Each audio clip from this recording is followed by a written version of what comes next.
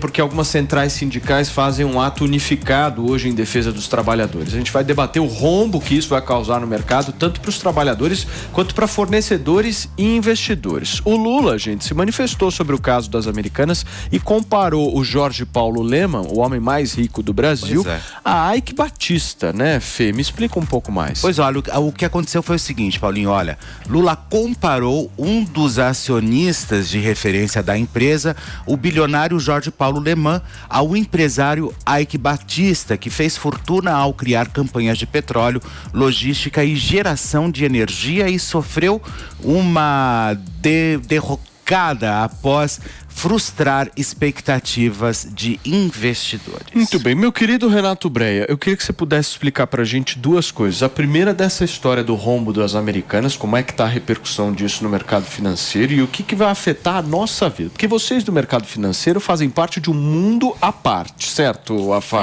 Tá todo mundo lá no mercado e tal. Mas muita gente que tá nos ouvindo não faz ideia o quanto que a Americanas pode refletir nas nossas vidas, certo? Explica um pouco pra gente isso. Legal. Assim, primeiro são mais de 8 mil credores, né? Então é muita gente que depende... 8 mil? É. Então imagina assim, você tem muitos fornecedores que eventualmente a Americanas é o principal cliente, né? Imagina você vende... Escolhe canecas para Americanas. Americanas é 80% do seu faturamento. Imagina de um dia para a noite, você simplesmente perde e teu estoque está todo lá. Então, isso impacta a cadeia toda, não só os fornecedores, né, os clientes, mas a Americanas já era uma empresa muito alavancada, né, ela tinha uma dívida por volta de 8 bi. E ela usava uma prática contábil que dá para a gente chegar aí numa discussão se foi fraude ou não. Existia uma prática contábil de ocultar uma certa parte dessa dívida. E quando isso estourou, porque a Americanas teve um presidente que ficou lá durante 10 anos, e eles contrataram um novo presidente justamente para fazer uma reestruturação na empresa, né? E esse presidente foi presidente do Santander há muitos anos. Então, um cara que entende muito de crédito. Com pouco tempo lá nas Americanas, ele descobriu e falou assim, não, essa dívida não é de 8 bi. Essa dívida aí está por volta de 40 bi. Nossa. Então, assim, não é uma coisa... O preço do Twitter. Então, assim, não é uma coisa que saltou de 8 para 10, 12, é uma coisa que saiu de 8 para 40, né? Então, assim, você tem uma preocupação num momento como esse de como você paga os seus funcionários, são mais de 50 mil funcionários, você tem uma série de fornecedores, clientes que você afeta toda a cadeia. Imagina você compraria hoje uma geladeira na Americanas, sendo que você pode comprar na Magalu, na Via Varejo? Não, nesse momento não. Então você tem um impacto em cadeia relevante, né? Então a empresa ela pede recuperação judicial. Esse é um meio que as empresas têm. E parece que o Procon também multou, né, as Americanas por descumprir esses prazos de entrega, de promoções, de não entregar produto. Então, mas por que o Lula comparou o Jorge Paulo Lemann ao Eike Batista? É um pouco dessa história do capitalista malvadão, né? De que tem enganado as pessoas e tal.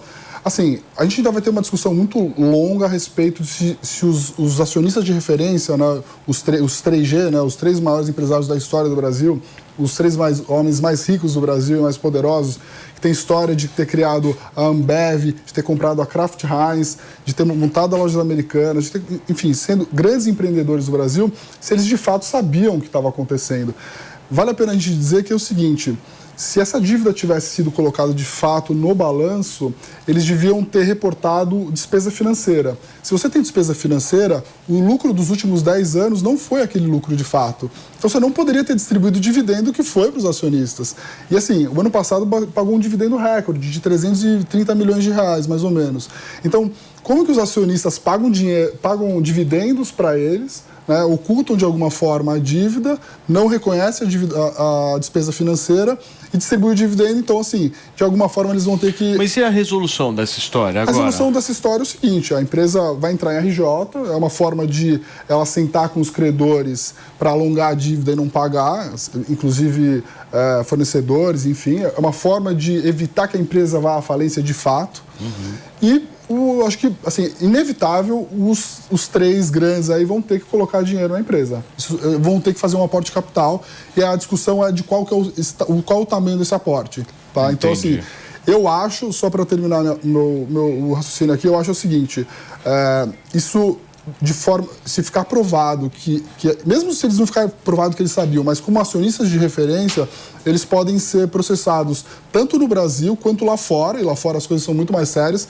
A empresa tem mais de 8 bi de reais só lá fora, em bonds, né? Que são dívidas, são dívidas emitidas lá fora.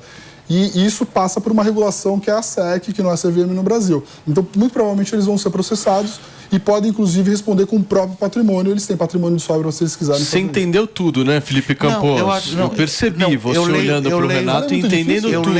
Eu leio. Muito difícil. Não, é interessante porque eu gosto. Não, mas sabe de uma coisa? É óbvio que eu não sou especialista em economia e tá longe de eu poder também querer entender sobre isso.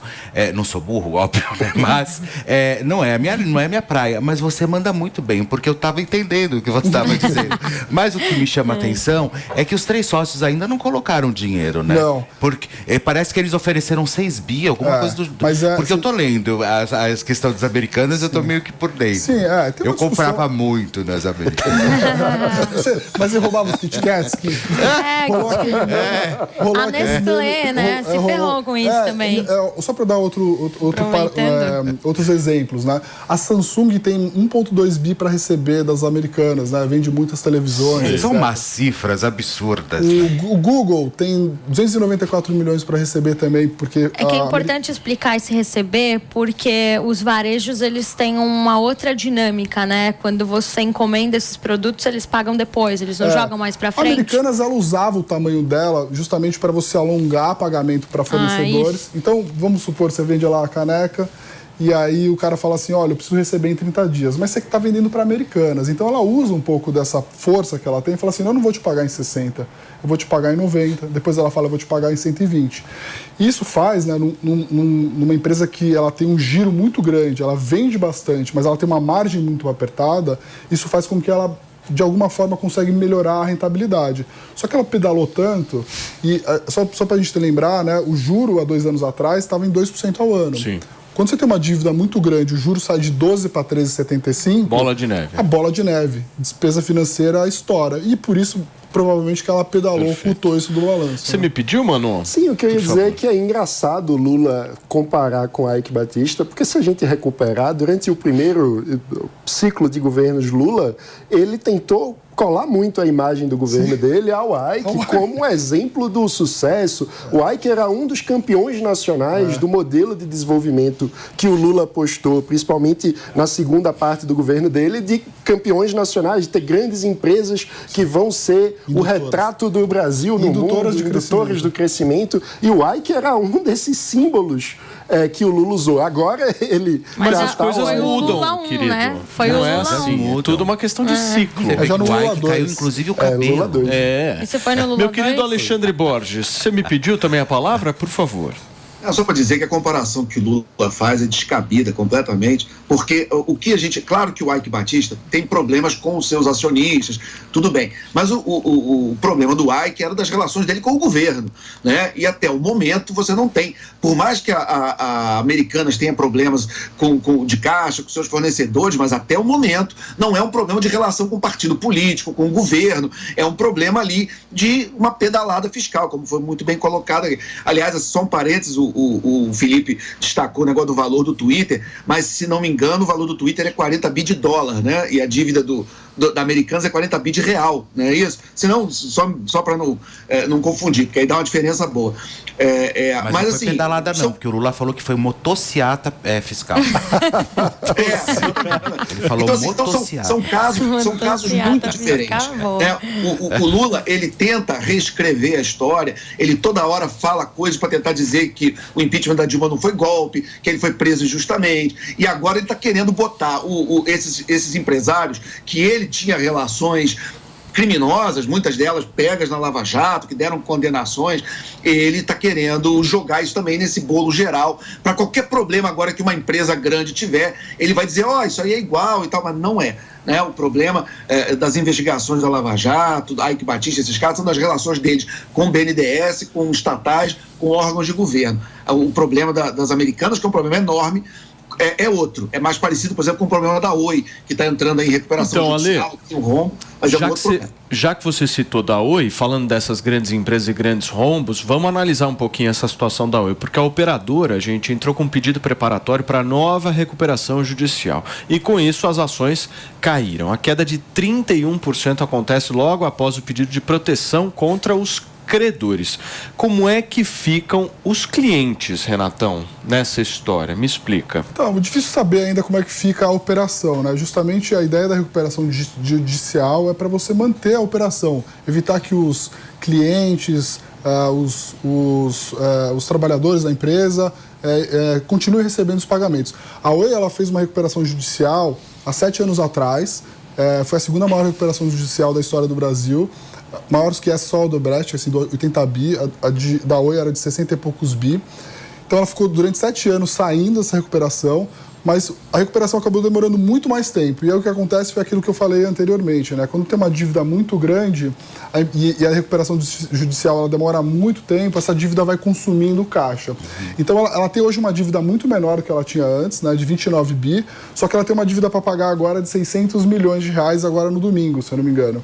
Então, se ela não paga essa dívida, isso tem um trigger, né? A gente ia falar aquele anglicismo desnecessário, né? Mas trigger um gatilho. Um gatilho que ela eventualmente começa a ser obrigada a pagar toda a dívida mais longa, né?